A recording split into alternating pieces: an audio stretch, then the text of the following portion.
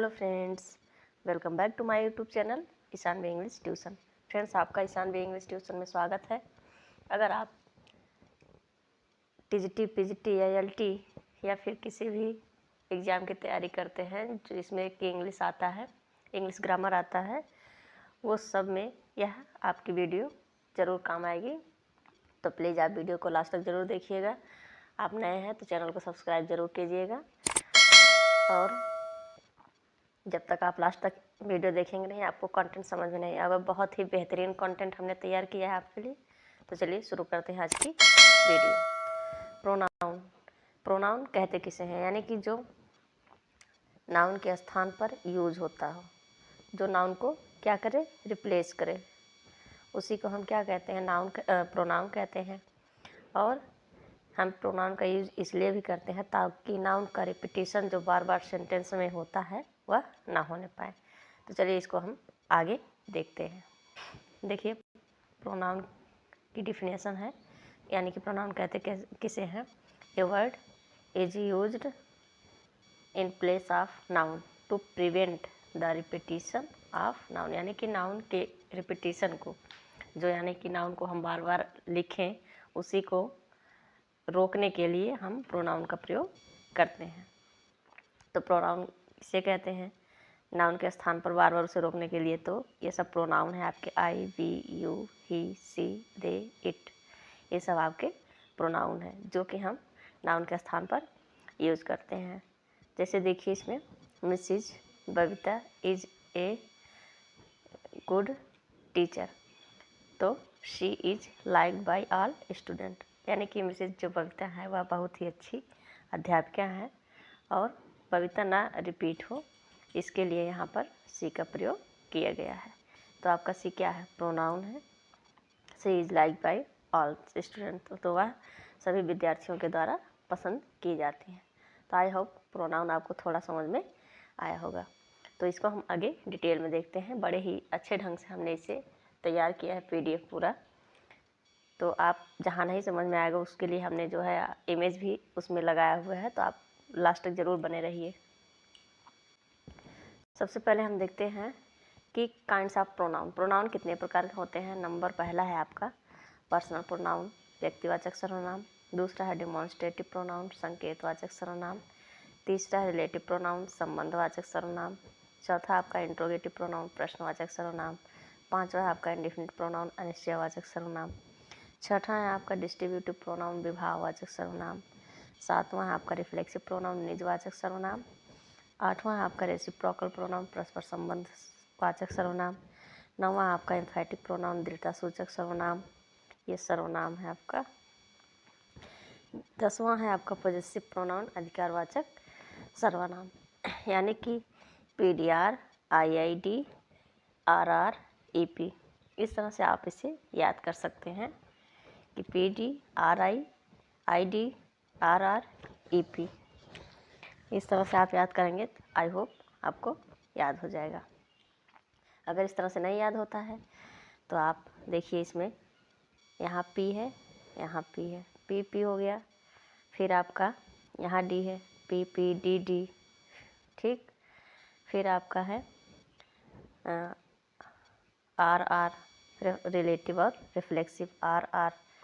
और फिर है आई आई, है 2 बार आई आई। फिर ई और पी।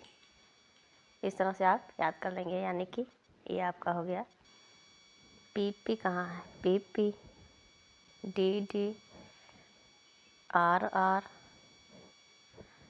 Triple R.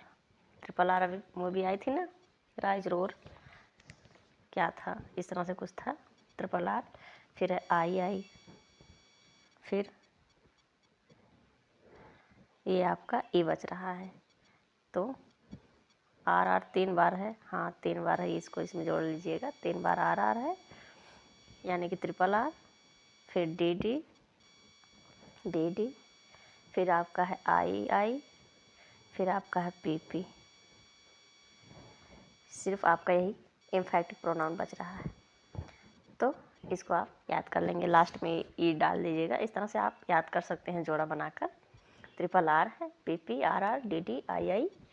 और ऐसे देखिए, 1 मिनट, कि 10 प्रकार कैसे होते हैं।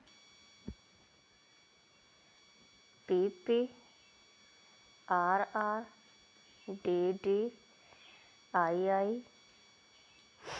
उसके बाद आपका है E। ट्रिपल आर था, यहाँ ट्रिपल आर हो गया, फिर आपका बच गया E। तो इस तरह से आप याद कर सकते हैं, यानी कि PP, triple R, DD, II, E। तो DID डांस भी होता है ना, तो D की जगह यहाँ E डांस लिख लीजिएगा, E याद कर लीजिएगा, DD, II, E। तो आई होप आप लोग समझ रहे होंगे और याद करने की पूरी कोशिश कर लेंगे। तो आगे हम देखते हैं फर्स्ट पर्सन। देखिए इसमें ये पूरा चार्ट बना हुआ है, चार्ट इसको आप याद करेंगे। आपको तो याद ही होगा अगर TGT PGT का आप एस्पिरेंट हैं। अगर नए हैं, आप नए स्टूडेंट हैं या नए एस्पिरेंट अभी शुरुआत कर रहे हैं TGT PGT या ALT की, तो आप इसे याद कर लें, बहुत ही ज़रूरी है। ये देखिए सब्जेक्ट प्रोनाउन है, यानी कि सब्जेक्टिव प्रोनाउन क्या होता है, जिसमें I, you, he, she, it, we, you, they, ये सब सब्जेक्ट में एज अ सब्जेक्ट काम करते हैं। तो इसमें ये सब क्या है, बहुत ही आसान होता है, बस आपको याद करना पड़ेगा। देखिए फर्स्ट पर्सन आई है, ये सिंगुलर भी होता है और प्लूरल भी होता है आई। जैसे देखिए आई सब्जेक्ट है, यहाँ मी उसका ऑब्जेक्ट है, माई पॉजेसिव है, माइन पॉजेसिव प्रोनाउन है। माई जो है आपका पॉजेसिव एडजेक्टिव है, इसे याद रखिएगा, ये आपका इसमें नहीं यूज होगा, ये एडजेक्टिव में आता है। आपके जो पॉजेसिव प्रोनाउन होते हैं वो ये होते हैं। बस यही इतना नहीं याद करना, ये एडजेक्टिव में आपके काम आएंगे, बाकी ये सब आपके सब प्रोनाउन में यूज होने वाले हैं। तो first person, second person, third person masculine, ये यम का मतलब मैस्कुलिन है। थर्ड पर्सन फेमिनिन सी है। थर्ड पर्सन न्यूटर इट है। फर्स्ट पर्सन प्लूरल वी है। सेकंड पर्सन प्लूरल यू है। थर्ड पर्सन प्लूरल दे है। इससे आप पूरा याद कर लीजिएगा, बहुत ईजी होता है याद करना। देखिए जैसे आई में my, mine, myself, you, your, yours, yourself. यहाँ सिंगुलर है योर, इसलिए यहाँ योर सेल्फ है और यहाँ योर्स होगा इसका पॉजेसिव प्रोनाउन में, याद रखिएगा। फिर अगला है आपका, देखिए ही, हिम, हिज, हिमसेल्फ, सी, हर, हर्स। पॉजेसिव प्रोनाउन में हर्स हो जाता है, ये भी याद रखिएगा। और ऑब्जेक्ट में और पॉजेसिव एडजेक्टिव में सेम रहता है हर। फिर अगला है आपका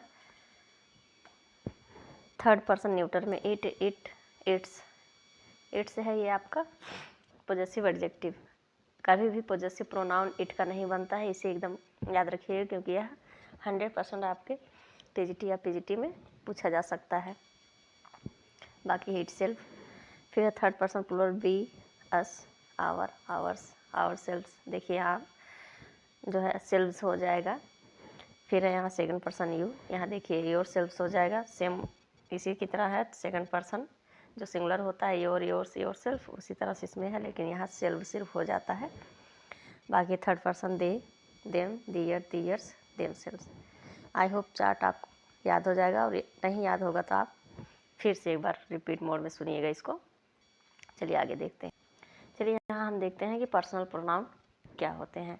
तो देखिए आपकी जो पर्सनल, अभी हमने चार्ट दिखाया हुआ है, आपके पर्सनल प्रोनाउन में आ जाएंगे। तो पर्सनल प्रोनाउन में मेनली होते क्या हैं, आई, मी, वी, अस, दे, देम, यानी कि जो आपका सब्जेक्ट होता है और ऑब्जेक्ट होता है वो पर्सनल प्रोनाउन में आते हैं। तो ये सब हैं आपके, कितने होते हैं, आई, वी, यू, दे, इसमें यू नहीं लिखा गया, सॉरी, यू भी रहेगा आपका, इसमें आप यू को भी जोड़ लेंगे, यू भी हो जाएगा, यू डबल यू होगा। क्यों? क्योंकि जो है यू ऑब्जेक्ट भी होता है, यू सब्जेक्ट भी होता है, तो दोनों होता है, तो दो यू उसमें आएगा, यू नहीं लिखा है। जैसे देखिए यहाँ सीक्वेंस में बताया गया एग्जांपल में, कैसे अगर प्रोनाउन का यूज़ करना हो, उसमें नाउन ना हो और प्रोनाउन का सिर्फ यूज़ करना हो, तो कैसे यूज़ करेंगे। वो भी जब किसी रिवार्ड की बात आएगी, अच्छाई की बात आएगी, तो हम इसको इस तरह से यूज़ करते हैं, you, he and I are going to school, यानी कि सबसे पहले सेकेंड को रखेंगे, फिर आपका थर्ड रहेगा, फिर आपका फर्स्ट पर्सन रहेगा। इस तरह से हम पर्सन्स का यूज करते हैं। तो ये आपका पर्सनल प्रोनाउन है, जिसमें कि इस तरह से इस सीक्वेंस में, यानी कि सेकंड, थर्ड और फर्स्ट, इस तरह से हम सीक्वेंस में रखते हैं। और जैसे गलती की बात हो गई या कोई मिस्टेक हो गया, तो उसके लिए हम किसको पहले रखेंगे? तो सबसे पहले हम अपने आप को रखेंगे। जैसे अभी इसी का देखिए पर्सनल प्रोनाउन का ही एग्जांपल है। जैसे इसको कैसे रखेंगे, जब कोई मिस्टेक हो जाती है तो सबसे पहले आई को रखेंगे। क्योंकि जब गलती हो गई तो हमको सबसे पहले आगे आना पड़ेगा। तो सबसे पहले हम आगे आए हैं तो वहाँ पर आई पहले आएगा, फिर सेकंड यू, आप भी आइए भैया, आपने भी गलती कर दिया है। फिर ही आएगा, यानी कि एंड, यहाँ एंड लगेगा, सॉरी यहाँ कामा नहीं रहेगा, एंड ही, यानी कि ही जो थर्ड पार्टी वाले हैं वो बाद में आएंगे। पहले हम तुम आए, यानी कि पहले मैं आऊँगा, उसके बाद आप आएंगे, फिर उसके बाद ही, यानी कि थर्ड पर्सन आएगा। तो यहाँ लिखेंगे have made a blunder. Blunder means होता है बड़ी गलती, sorry blunder, made a blunder. I hope आपको समझ में आ रहा होगा। तो ब्लंडर यानी कि इस तरह से हम यूज़ करते हैं। और ये आपका हो जाएगा प्लूरल हैव, ठीक, क्योंकि यहाँ 3 लोगों की बात हो रही है, इसमें भी 3 लोगों की बात हो रही है, इसलिए यहाँ पर आपका प्लूरल हुआ है। इसको भी आप ध्यान में रखेंगे, यानी कि प्लूरल वर्ब का यूज़ किया जाता है जब इस तरह से आपके प्रोनाउन यूज होते हैं। तो आई होप इतना आपको समझ में आया होगा। तो देखिए यहाँ पर बताया भी गया है कि जब सारे प्रोनाउंस प्लूरल हो तो हम फर्स्ट, सेकंड और थर्ड पर्सन का यूज़ करते हैं, वी, यू एंड दे। ये आप एक रूल लिख लीजिएगा, इसमें नोट करिए और यहाँ लिखिए। जब सारे प्रोनाउंस, बहुत ही ज़रूरी है, प्रोनाउंस प्लूरल हो